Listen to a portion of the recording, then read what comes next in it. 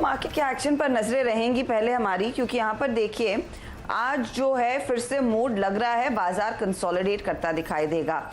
15,850 ये एक आप कह सकते हैं बड़ा स्पीड ब्रेकर है बाजार के सामने। कल भी वहां पर काफी ज्यादा रेजिस्टेंस, आज तो वहां तक हम पहुंचे नहीं। 15,755 का हाई छुआ, फिर घूमा मार्केट और इस समय भी अगर आप देखें तो मूड दरअसल थोड़ी सी बिकवाली का है। 15,700 के नीचे हम इस समय कर रहे हैं कारोबार। निफ्टी बैंक 60 पॉइंट नीचे, लेकिन जो ब्रॉडर मार्केट में कल पूरा उत्साह था वो फिर से फिजल आउट हो गया है, क्योंकि इस समय अगर आप ध्यान देंगे तो मिड कैप इंडेक्स करीब करीब 105 अंकों की गिरावट पर कर रहा है कारोबार, और उसके सामने अगर एडवांस डिक्लाइन रेशियो का हाल देखेंगे तो नेक टू नेक स्थिति है। बढ़ने वाले शेयर ज्यादा हैं, लेकिन बाय अ विस्कर जो आप कह सकते हैं बहुत बारीकी से आगे वो तेजी वाले ट्रेड्स बढ़ते हुए दिखाई दे रहे हैं। आंकड़े देखिए, सिर्फ 100 ट्रेड्स का ही डिफरेंस है। 1276 बढ़ने वाले शेयर और 1175 गिरने वाले शेयर है। तो ये है फिलहाल स्थिति इस समय एडवांस डिक्लाइन रेशियो की। और आज गुरुवार है, यानी कि जुलाई सीरीज की पहली एक्सपायरी, क्योंकि ऑफ कोर्स हम जुलाई के महीने में उतर गए हैं। तो हमारे जानकारों से पूछते हैं आज एक्सपायरी के लिए क्या ट्रेड बनता है और इस कंसोलिडेशन ने क्या तेजी के ट्रेड से कुछ मन बदला है या नहीं। आप तीनों का स्वागत है। मनीष, मैं आपसे पहले राय लेना चाहूंगी। मार्केट आज फिर कंसोलिडेट कर रहा है, 15,800 तो छोड़िए 15,700 पर टिकना मुश्किल है। अप्रोच क्या होगी? जी ओवरऑल अगर आप देखिए कंसोलिडेट ही हो रहा है 15,600 की रेंज से लेके 15,850 की रेंज में, और स्पीड नहीं है मार्केट में। स्पीड काफी स्लो है क्योंकि इंडिया विक्स काफी लो है, ऑप्शन प्रीमियम्स भी काफी कम है, तो कोई ज्यादा बड़ा मूवमेंट मैं यहाँ पर एक्सपेक्ट नहीं कर रहा। कंसोलिडेशन ही एक्सपेक्ट कर रहा हूँ और स्टॉक स्पेसिफिक एक्शन पे ज्यादा फोकस रहेगा। बहुत सारे ऐसे स्टॉक है जो फ्रेश ब्रेकआउट भी दे रहे हैं और काफी अच्छी बाइंग भी दे रहे हैं और मार्केट को आउट परफॉर्म कर रहे हैं, तो वो सारे स्टॉक्स पे ज्यादा फोकस रहेगा। ओके, तो स्टॉक स्पेसिफिक रही है इस मार्केट में, इंडेक्स के ट्रेड में मत फंसिए, क्योंकि इंडेक्स थकावट का इशारा कर रहा है, या फिर आप कह सकते हैं थोड़ा सा कंसोलिडेट कर रहा है। विकास, आपकी अप्रोच क्या रहेगी? हर्षदा, देखो लास्ट हमने देखा था कि 15,900 से एक बार रिट्रेस हुआ था 15,450 के रेंज में। इस रेंज में ही मार्केट यहाँ पे ट्रेड करते हुए दिखेगा ये पूरा मंथ, तो मुझे लगता है यहाँ पे साइडवेज मोमेंट दिखेगा। बट आज और कल के बेस पे अगर आज वीकली एक्सपायरी है तो मुझे लगता है कि 15,670 एक सपोर्ट जोन है यहाँ पे, जो मार्केट अभी फिलहाल उसी रेंज में चल रहा है, जो 15,700 टू 15,670 के आसपास एक स्ट्रॉन्ग सपोर्ट जोन में ट्रेड कर रहा है, जो उसका 50% रिट्रेसमेंट आ रहा है। तो मुझे लगता है ये रिट्रेसमेंट को रिस्पेक्ट करेगा। वापस यहाँ से अगर ऊपर निकलना है मार्केट को तो 15,730 के ऊपर जैसे ही निकलेगा इंट्राडे में, तो हमें लगेगा कि यहाँ से वापस 15,800 के रेंज में देखने मिलेगा। तो ये थोड़ा सा 1 से 2 दिन ट्रेडिंग सेशन में मुझे लगता है पूरा वीक में एक साइडवाइज मोमेंट देखने मिलेगी। जैसे ही नीचे आता है 15,700 के आसपास, तो मुझे लगता है यहाँ पे शॉर्ट नहीं करना चाहिए। यहाँ से वापस हम लोग बाउंस बैक देख सकते हैं टूवर्ड्स 15,800 में।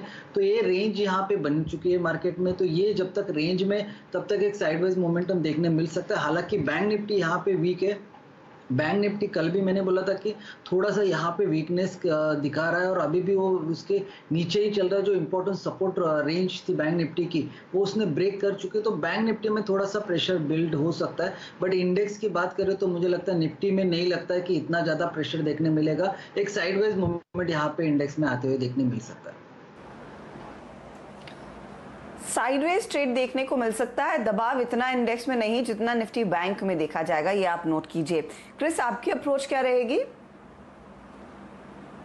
अच्छा, तो मेरा मानना है कि शायद यहाँ पर जैसे विकास ने भी बताया, यहाँ पर निफ्टी की बात करें तो 15,000 550 600 और बैंक निफ्टी में अगर करें तो 34,500 600 इसी रेंज में शायद मार्केट रहेगी। और अगर हम यहाँ जहाँ वहां से सपोर्ट ले सकती है, लेकिन मेरा मानना है कि शायद ज्यादातर जो फोकस रहनी चाहिए इंडिया विक्स पे। आई थिंक विक्स जो है अभी काफी नीचे है, 13 के आसपास है, और यहाँ पर अगर स्पाइक आती है तो वो शायद एक मार्केट पे थोड़ी बहुत यहाँ पर वॉलेटिलिटी बढ़ सकती है मुनाफा वसूली की तरफ। लेकिन ओवरऑल मेरा मानना है कि शायद अभी भी मार्केट अभी रेंज बाउंड ही है और निचले स्तर पे वापस बाइंग आने की संभावना है। ब्रॉडर मार्केट में ऑब्वियसली प्रॉफिट टेकिंग देखने को मिल रही है, वो शायद स्वाभाविक है क्योंकि हमने ऑलरेडी काफी यहाँ पर बढ़त देख चुके हैं।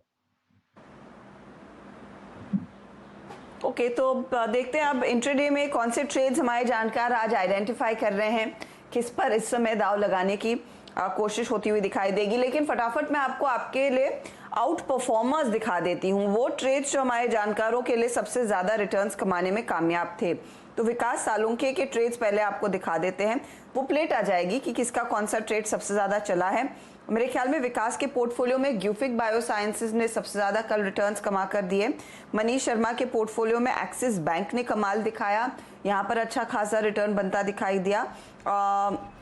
क्रिस के पोर्टफोलियो में HSIL था जिसने ट्रेड बनाया था तेजी की तरफ, और इनके पोर्टफोलियो में गेन्स बनते दिखाई दिए थे। तो एक्सिस बैंक में प्रॉफिट आज सुबह में दरअसल बुक कर लिया है मनीष शर्मा ने। शुरुआत इन्हीं से करते हैं। मनीष, आपका वो सेल कॉल एकदम टाइमली था, इसमें आपके अच्छे रिटर्न्स भी बने। एक्सिस में प्रॉफिट बुक किया, SRF में भी प्रॉफिट बुक किया। दर्शकों के लिए क्या सलाह होगी जिनकी पोजीशन अभी भी खड़ी है, क्या आप उनको भी एडवोकेट करेंगे मुनाफा बांधना इन दोनों ट्रेड्स में? जी डेफिनेटली दोनों में ही प्रॉफिट बुक करना चाहिए, क्योंकि ओवरऑल मार्केट साइडवेज है और फ्रेश स्टॉक्स पे ज्यादा ध्यान देना चाहिए जिसमें ज्यादा अच्छा ब्रेकआउट, क्लियर ब्रेकआउट हमें देखने मिल रहा है। ओके, तो SRF और एक्सिस में मनीष ने प्रॉफिट बुक कर लिया, और आपके लिए सलाह दर्शक गण ये है कि यहाँ पर आप भी मुनाफा बांध ले अगर आप इनके ट्रेड को फॉलो कर रहे थे। तो कौन से मोमेंटम चेजर्स आइडेंटिफाई किए हैं आज मनीष ने, वो आपके सामने पेश करते हैं। बताइए मनीष, 2 ट्रेड्स के लिए जगह है, क्या जोड़ रहे हैं आप? जी पहला बाय कॉल रहेगा डाबर में क्लियर ब्रेकआउट हमें देखने मिला है, और 585 590 काफी अच्छा लेवल है यहाँ पर एंट्री करने के लिए, क्योंकि स्टॉप लॉस जो काफी छोटा हो जाता है। 568 का स्टॉप लॉस है, और यहाँ से मुझे लगता है 5 से 10% का अपमूव हमें इजीली देखने मिल सकता है। 670 तक के पोजिशनल टारगेट मैंने दिए हैं, और मुझे लगता है ये 10 से 15 दिन में अचीव हो सकते हैं। तो डाबर काफी अच्छा बाय रहेगा करंट लेवल पे। ओके, तो डाबर में एक तेजी का ट्रेड, और हमने देखा है कंजम्पशन स्टॉक्स में फिर से इंटरेस्ट लौटता हुआ दिखाई दे रहा है। कल ही हम खादिम लिबर्टी की बात कर रहे थे, डाबर में ध्यान दीजिए, FMCG मेजर है ये, और यहाँ पर टारगेट जो मनीष ने सेट किया है वो 670 का है। स्टॉप लॉस आप 568 पर लगाकर चलेगा, वो आपके फेवर में जाएगा। फटाफट वो चार्ट भी आपकी स्क्रीन पर लेकर आते हैं। डाबर इस समय क्या दिखा रहा है, करीब करीब 2.5% तक की तेजी स्टॉक ने अपने नाम कर ली है। चलिए अब अगले ट्रेड की बात करते हैं। क्रिस सुब्रमण्यम से पूछते हैं वो क्या जोड़ेंगे। क्रिस, आपके ट्रेड में आपके पोर्टफोलियो में जो भी ट्रेड्स थे वो आपने कल के कल निपटा दिए, तो आज अगर फ्रेश शुरुआत करनी है क्या पिक कर रहे हैं? अच्छा, शुरुआत तौर पे डेल्टा कॉर्प जो काफी रेंज बोल रही है, लेकिन मेरा मानना है कि शायद कहीं ना कहीं वापस इसमें एक बाइंग की संकेत मिल रही है। यहाँ पर खरीदारी करके चले 210 का टारगेट और 174 का स्टॉप लॉस। 210 का टारगेट और 174 का स्टॉप लॉस। ऐसा क्या पड़ा आपने क्रिस डेल्टा कॉप में? अब क्या लोग वापस गोवा पहुंच रहे हैं? मैं इनफैक्ट सोच ही रही थी कि 2 साल हो गए गोवा के दर्शन नहीं हुए, अब वो प्लान कब बनेगा, आई रियली डोंट नो। क्या आपने पिक किया है ग्राउंड पर? देखिए, ये बहुत ही लॉन्ग अरसे से अगर आप देखें तो एक कंसोलिडेशन में है। 160 180 इस रेंज में पड़ी है, और जैसे हमने लॉकडाउन के जैसे हम यहाँ पर थोड़ी बहुत सुधार देख रहे हैं, तो ऑब्वियसली ये सब काउंटर्स पे वापस बाइंग आने की संभावना है। और वैसे भी अगर आप देखें तो यहाँ पर काफी लोअर लेवल्स पे बाइंग है, तो डाउनवर्ड रिस्क मेरा मानना है कि शायद काफी कम है। और ये सब काउंटर्स पे जैसे जैसे सुधार आएगी जनरल माहौल में, तो आई थिंक ये सब में काफी बड़ा आ सकती है। तो इसलिए मेरा मानना है कि शायद डेल्टा को नॉट ओनली शॉर्ट टर्म, एक लॉन्ग टर्म पिक भी अच्छी खासी बन सकती है। ओके, तो डेल्टा में एक मोमेंटम है, 210 का टारगेट, 174 का स्टॉप लॉस, इसके साथ दूसरा ट्रेड भी आप देंगे? जी, दूसरा ट्रेड है HBL पावर।